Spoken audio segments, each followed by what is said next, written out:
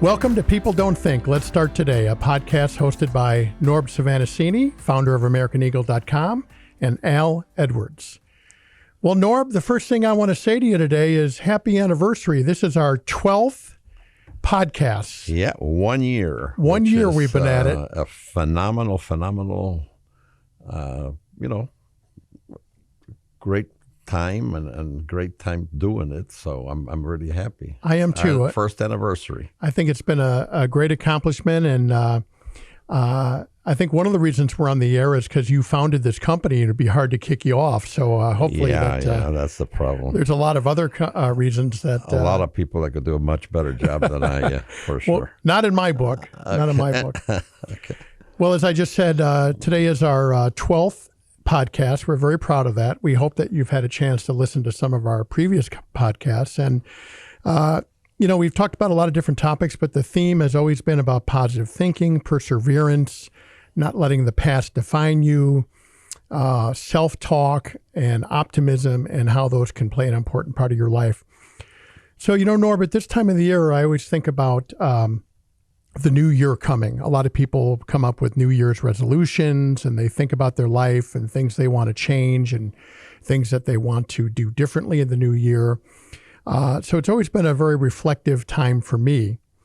And one of the things I wanted to talk about in the first part of our show today, and then I know you want to talk about some very important things, is the whole idea of people being able to change. Do you believe that people can change, Norb? Yeah, absolutely. By the way, one thing that you forgot in the 12th anniversary of this show is that we have to thank for this gift we get every day. Right. That's right. Present. So we first of all have to be thankful of this gift that we receive every day. All these 24 hours of your ability to do anything you want in them. And it's a present, actually. That's why they call it the present. So go ahead. No, that's beautiful. And I was listening to a couple of guys, and one of them said that if you don't think that every day is important, try skipping one and see how that goes for you, right? Exactly. So, but let's talk about that. Can people change, Norb, you think, in going in one direction and then change their lives, would you say? Well, and one of the nice things that if you've heard our other podcasts, you know that our whole show is based on basically a gentleman that was really, really popular by the name of Earl Nightingale. And it's very, very important to remember that. And his whole theme was the strangest secret. And again, we'll repeat it if you haven't heard any of the other podcasts. This was made in 1956, I believe, and you can see it on YouTube. I recommend it highly. It's called The Strangest Secret. In a nutshell, the strangest secret is that our brain is like soil, and whatever you plant in it, it will give you back. And if you plant the seeds of nightshade, which is a poison, it will give you back poison. And if you plant corn, it will give you back corn. So our job is basically the same as a farmer. And we have to plant in our brain the things that will produce the best results. I love that. I never thought of it exactly like that. We are the farmers of our mind, aren't we? Yes, exactly, yes. And it really is a blank soil, fertile, rich, beautiful soil. And whatever we put in there is going to come back in abundance. Yeah, and everybody gets that for free. It doesn't cost anything. And, one of the things that's also mentioned by Earl Nightingale, you can't help but repeat some of the things he says, is that everything that's important is given to us for free. The things that can be bought by money can be replaced. And obviously, I'm not saying that they're unimportant, but the most important things are free. And our mind is basically the most important thing we have, as humans. Absolutely.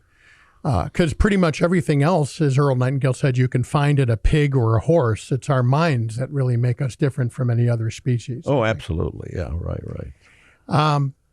Speaking of the mind and changing your life, one of the things that, and I've struggled with this in my life too, and maybe I'll share in a couple minutes some of the things I've been able to change in my life. But is the mindset that I've always had this problem, or I've always gone in this direction, and we let the past dictate our future, almost like there's a magnetic force that's attaching to us, that our past can only will always direct our future. And as I've thought about this in my own life, and I look at other people's lives, it's like there's no like gravitational force of the past that is going to cling to us that we can't do something in the future. Well, yeah, I mean, you learn from the past, and you know, evolvement is basically an idea of making not the same mistakes again. So hopefully we're smart enough to overcome those deficiencies in our life. It's very hard. I mean, we all have memories that are you know, not pleasant. I mean, there's no one that evades that. And this is one of the key factors, too, that we talk about all the time that I think should be mentioned. Don't think you're different than anybody else. I mean, even people that are positive, like Al and I, which I think we really are, we have our moments that, you know, we remember things that, you know, we'd rather not have done or remember. But, you know, that's part of life. I mean, you have to accept it. Absolutely. You're right about that. I was just talking to someone about that yesterday or this morning about how it's unrealistic to be rah-rah every second of the day and not believe that you're not going to be disappointed or you're not going to be down. But the trick is to stay on the positive road. As soon as you find yourself veering off it, getting back on it. And I made the analogy a couple times of like a flat tire. You're going down the road, you get a flat tire. Oh my gosh, now I got to get the jack out and the tire and everything. But once I'm back on the highway, get back on the highway. Don't cling to the flat tire. And I think our past is a great analogy of the flat tire. Whatever's happens in the past, has happened in the past, is gone. It's as over as the Roman Empire. It doesn't matter. There's nothing clinging us to the past that we can't change in the future. Absolutely. Now, you know, one of the things I wanted to mention today is that how do you cope with all this negativity? How do you fight it? And let's face it, today we're kind of in a unique situation that there's so much negativity in the news that it's just incredible how it affects everybody. You know, I just read a report, and I don't know the exact percentages, but closely to 60% of all young people today, their biggest fear is climate change. Now, I don't know about the people that listen to me now, but climate change is every day, people. I mean, someday it's raining. You know, today I just read that New Orleans just had a huge tornado hit it. And, you know, just a few years ago, it seems like they got hit with a hurricane and the city was almost totally destroyed. And they rebuilt it, and now there's a tornado. So, yeah, there's climate change. And, you know, there's been all kinds of catastrophes, and what we call catastrophes, but they're challenges. You know, they're rebuilt. New Orleans is not going to disappear tomorrow. And one of the things that's really interesting is that we're being programmed to be negative. And I don't know if it's done purposely. I honestly believe that it's easy. And we mentioned that before, there's no money in being positive. I mean, Al and I here aren't doing this for money. Hopefully, if it becomes really, really popular, we'll have an advertiser. But it's not our goal. There's no line of people in that just yet. No lining up. But, you know, negativity sells. I was just showing Al today a website about all the predictions of climate change in the last century, and we were laughing like crazy because these are doctors and professors and politicians and the New York Times and, you know, major newspapers, the Chicago Tribune and the Economist, telling us that there's going to be a catastrophe. We just read one where in the 70s they were saying that, you know, petroleum is going to be gone in a few years. And obviously, there's a heck of a lot of petroleum around. And, this is interesting because all these people that wrote these articles were paid to write these articles. And they're getting paid to write things that, of course, they don't have to find an excuse if they make a mistake. Now, if you write that, don't worry about it. Climate change is just something that'll happen. I mean, this Earth has been here for a couple of million years, and there's been climate change daily.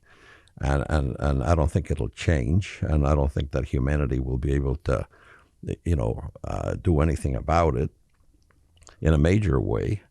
I'm not endorsing total disregard for the environment, but by the same token, whoever built this thing did it pretty good. He's not going to let little humans screw around with this. And try to ignore that. Just when somebody talks about this, you just say, oh my God, yeah, I mean, there is climate change. That's just part of what it is. So, there's money in writing about all this stuff. It's unprovable. You can say, in 10 years, in fact, we just read an article that in 1911, as I remember, they were warning that within a few years there will be no coal left. And, this was a guy that was a professor or something, and then he was basically getting paid to write this stuff. And anyone who's ever been stopped by a coal train with hundreds of cars, we have so much coal, we don't know what to do with it. And, I'm going to read something which is interesting that I didn't know. We operate on creative energy in the form of metabolically produced ATP electrons and electron-rich oxidants. Now, this is, very technical. I don't even know exactly what it says, but the key to health and healing is to concentrate on being positive, and it will provide that form of energy to your body. Now, there's so much negativity that it's incredible. I'm going to quote another thing here. To eliminate depression, most scientists agree on at least one point. They allow the patient to transcend and dominate their mind. Coming to grips with our mind is essential to physical health and personal evolution into states of higher consciousness. Now, this is pretty deep. It's basically, everybody talks about negativity, but scientists know that positive thoughts, and of course they can't call it just positive thoughts because it's too easy. They have to word it another way. Will help you, and will create this inner energy that we talked about. So just remember that. It's kind of very, very interesting. So there's almost what you're reading there, and I think that's very important. There's actual, not kind of like, there is like an electrical component to thought waves and how it affects your body and things of that nature. There's no question. I thought about this. Everyone listening to this, I'm sure, we all express nervousness in different ways, but how many people have gotten suddenly nervous about something and then you immediately have a physical reaction, like you start sweating or your mouth goes dry or suddenly you have to go to the bathroom or you feel a little dizzy or whatever the case is? That is a perfect example of how your mind influences your body. And because of what you just said, there's a study that really, really shocked me. Because this is really incredible. It talks about the psychological impact of the nonstop media fear campaign. Now, the mind-body connection with disease is well documented throughout scientific literature. And there's a study here that is just amazing. I had never seen it before. This is a warfare experiment done in the 1940s during World War II. And there were two neighboring towns that were chosen as the study. And the populations of these two towns were targeted for release of bioweapons. It was reality. They weren't very dangerous bioweapons, but they were bioweapons. They would affect the health of the people. Now, one of the towns was told by dropping leaflets in the town that this was coming. The other town was not warned.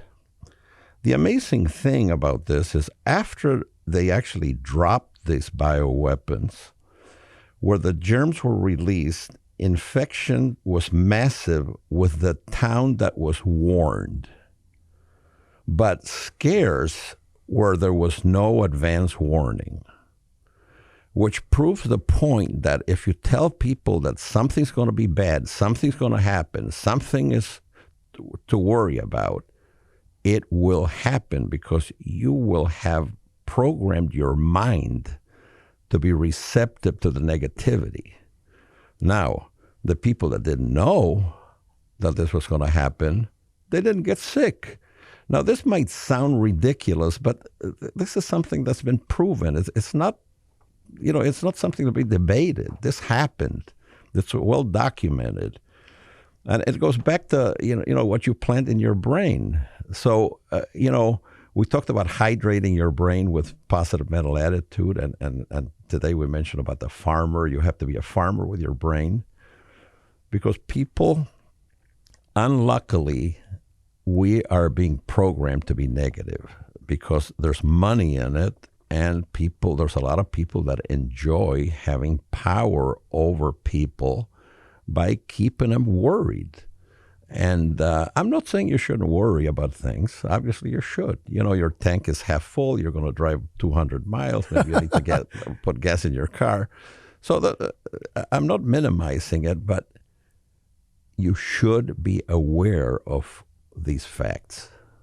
That's a great point. And of course, we hear today about these experiments done around the world in the 40s. It's kind of horrific in a lot of ways. But even if you put that to the side, the point of it is that the people that didn't know about the germs almost didn't get sick. But the people, it almost seems like, who set themselves up expecting to get sick, they're the ones that got sick. I think there's no question about it. And when it comes to our minds and our emotions, I think what we place in there and keep in there is either going to make or break our lives. And Norb has a great list of emotions or mental tendencies that we all need to stay away from. And as we come upon a new year here, I know I'm going to take this list and take it to heart and think about trying to exit these things from my life. The other thing, that's very, very interesting, that throughout human history, the people that actually were positive were our basically our religious leaders, and from all religions, from Jesus, Buddha, Kabbalists, Wayne Dyer, Mr. Chopra, Greg Braden, all these people, you can learn from them. But the other thing that's sad about being positive is that you have to more or less do this yourself. You have to be kind of independent. Again, we're born with this brain, and we have to plant the seeds. Your mother didn't plant the seeds. She might have helped by telling you have to, be good, do this, do that, but you really have to plant the seeds yourself. It's your job. And all the great leaders of the world, spiritual leaders, agreed with that in their way or another. The other thing that's important is this. Millions of scientific studies of basic psychology and chemistry don't lie. It's just how you look at them. When all the overeducated people in the media and in the universities are blinded by false assumptions, all in lockstep with the military, pharmaceutical people, and they're just ganging up to promote negativism. So you have to find your own solution. You have to do this. Save yourself. Yeah, save yourself. I like that. We were just talking about different faiths and everything. I think, with all due respect to everyone's faith, when you boil it down, I think a lot of the major tenets of life you can find in many other faiths, many of the faiths, the same ones. And I think if you take a look at some of the things to avoid from a mental standpoint, it really is enlightening. I think, Norb, you have a list there of some of the mental habits that we need to break. And I think as we talk about a new year, I think it would be a great time to think about those things. Well, to become positive is to become free. Believe it or not, when you do get positive about life, and I say this from experience, you really do feel better. I mean, crazy as it seems, when you walk into your office, say hi to people. They'll say hi to you and smile, and how's your day being? It makes you feel good. They'll ask you the same thing, and it's just it's easy. It doesn't cost anything, and you feel better. It's just it's attitude. It's attitude. An attitude explains how not to worry, because if you worry, you're letting someone else control your mind. That's what it is. Somebody has to tell you, you got to worry about this, you got to worry about that. Don't worry about it. I mean, it's we live in a very short period of time, 80 years if you're fortunate, and you got enough stuff to worry about with your family. Pay the gas bill, pay the electric, put fuel in your car, the flat tire, like Al likes to talk about. But overall, it's a hell of a life, and just don't let these people influence, and it becomes then a chore instead of a happy life. Absolutely, absolutely. Norb, a couple minutes ago, I mentioned some of the emotions that, especially in the new year, people want to try and change their lives that they should try and avoid. Let's talk about some of those major ones. For example, anger.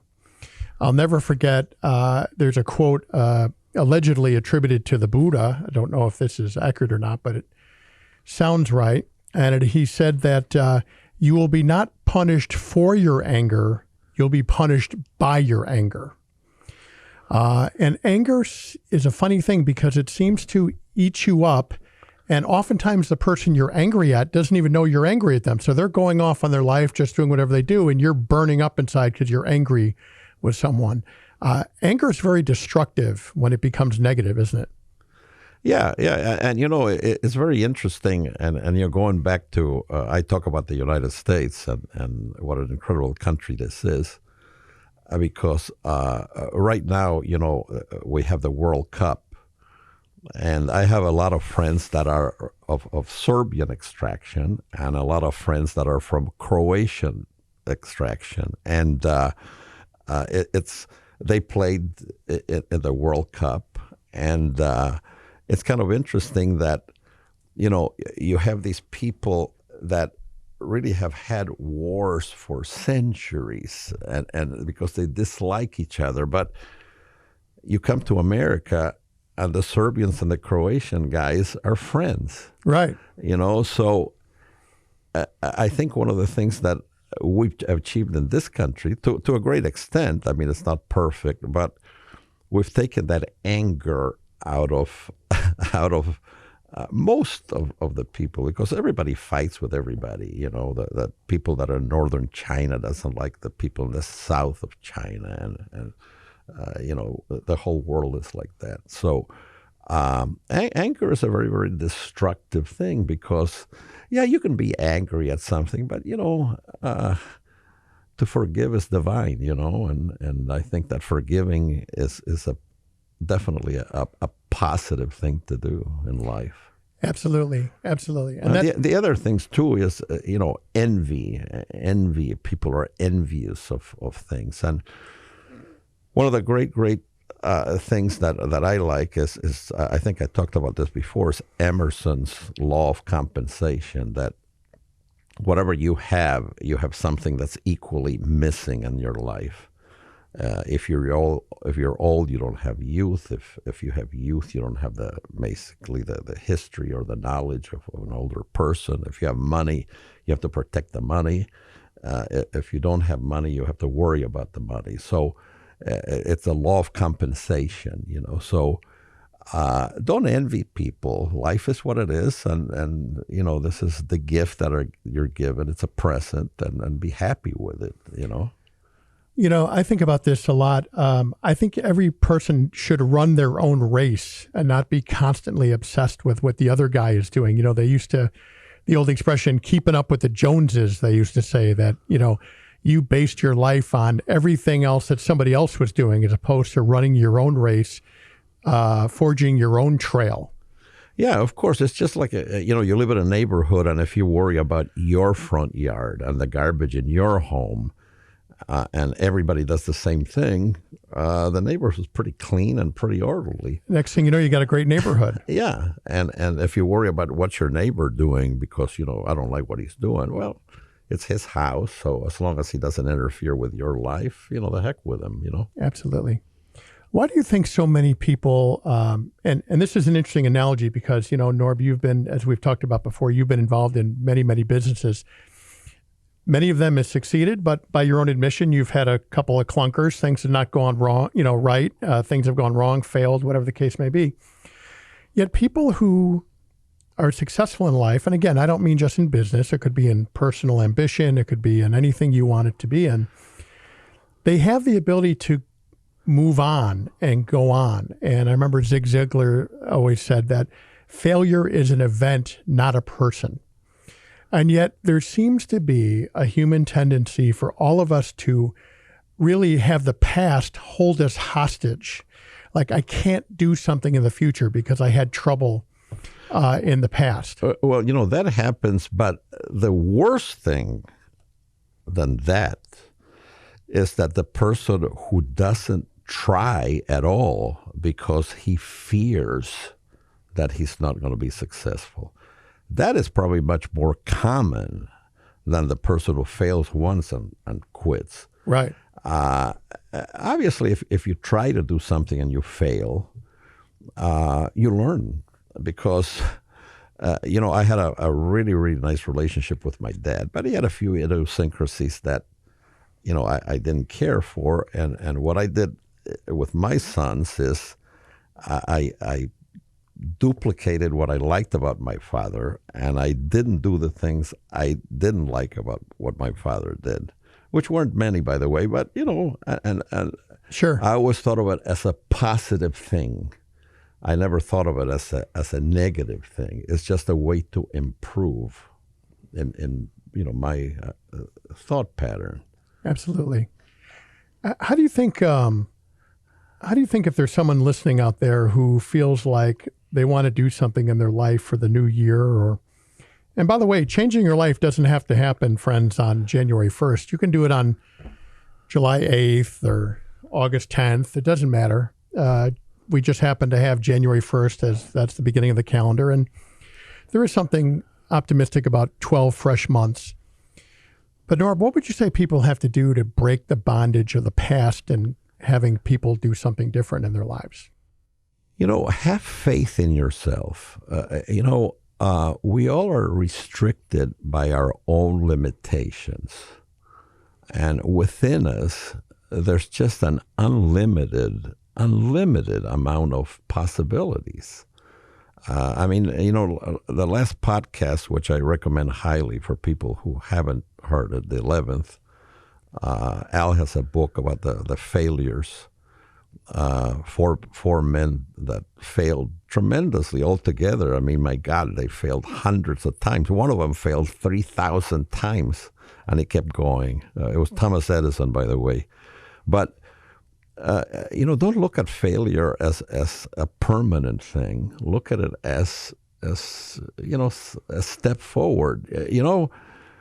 Just to try is a lot of fun. A lot of fun just to try it.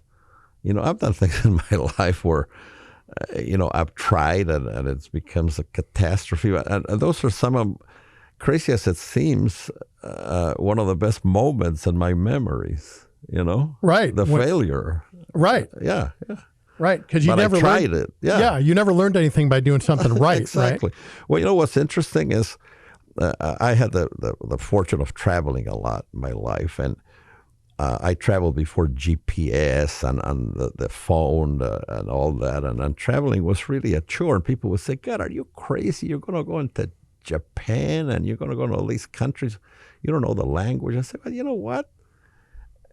If you just treat people nice, people treat you back. I never had, except for a couple of situations that I remember because the people were nasty. But 99% of the people I met through all these trips were nice people because I was nice to them, and it's cornball. And I love Cornball America because this was when this country was really great. It was cornball, Just be nice. Right. And as I've said before, I am a proud cornball aficionado. I just love anything cornball, which is many of my family and friends can't stand because I'm always quick with the dad joke and all that kind of stuff, but I love it.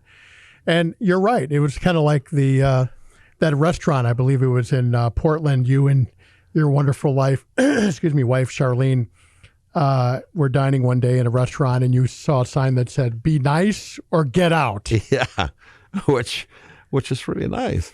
And a lot of people tell me if there's one thing in your life that you should practice, and I don't think we've ever talked about this, which is kind of interesting. It's the golden rule, The golden rule is very, very simple. A 3-year-old can understand it. Treat people like you want to be treated. And it's a mathematical certainty. I mean, you can learn, the highest math problems in the world. You can be a genius. That formula never will get you. Never lets you down. Yeah. It's a win every time. It's a win every time. Just be nice to people and people will be nice to you. And what greater pleasure in life is there, Absolutely. Yeah. I think about that all the time. I try and really do treat everyone, whether they're the guy on the street to the king of the world, whatever. And I haven't really met the king of the world, but you know what I'm saying? I treat everyone exactly the same. And you never get in trouble doing that. No. It's always a great thing to do. In fact, I don't know where I read this, but there's a great story about a professor of medicine, and roughly, I don't know the details, but it's really very interesting. He was given the ultimate test on how to be a good doctor. So he was asking the audience about technical terms about medicine. What do you call this nerve, and what is this aorta? What does it do? And the last question was, what's the name of the guy who cleans the hallways? Wow. And there were very few people that knew that guy's name. And the professor said, those are the people that are going to make the great doctors. Wow. So just remember, know the name of everybody and say hi to everybody and just be nice, people. And we can change the world by just being nice. I love that. Norb, what do you want to say to someone who's listening to this, who we've got 12 fresh months about to come upon us? What do you want to say to someone who might want to be change your life or do something different in their lives? What would you say to them right now? Be nice to everybody. Be nice to everybody, and it will come back, right? It'll come back to you 1,000 times. And it's a nice pleasure. It really is. It really is. Yeah. Well, friends, I just want to, I know I speak for Norb when I say, we certainly are going to continue this podcast, so this is not farewell by any means, but We're very grateful for the opportunity that we've had to do this podcast. And as we look at the new year, don't let the past hold you back. There's no gravitational pull that is having the past cling to you like a magnet. You really can walk away one day at a time and do something different if you're willing to do it. And there's been millions of examples of people who have done that. So we want to wish everyone a wonderful new year, and really go out and do what you want to do. Don't be afraid, like Norb said. None of us are getting out of this alive, so just go for it. So with that said, this is Al Edwards for Norb Svanascini, wishing you all a wonderful new year, and we will see you next time. And Merry Christmas and Happy Hanukkah. That's right. And whatever you celebrate, be happy, celebrate it, and be happy that the other person celebrates something else, and be joyous with them. Exactly. They're all nice. Thank you, Norb. We'll see you next time. Bye-bye.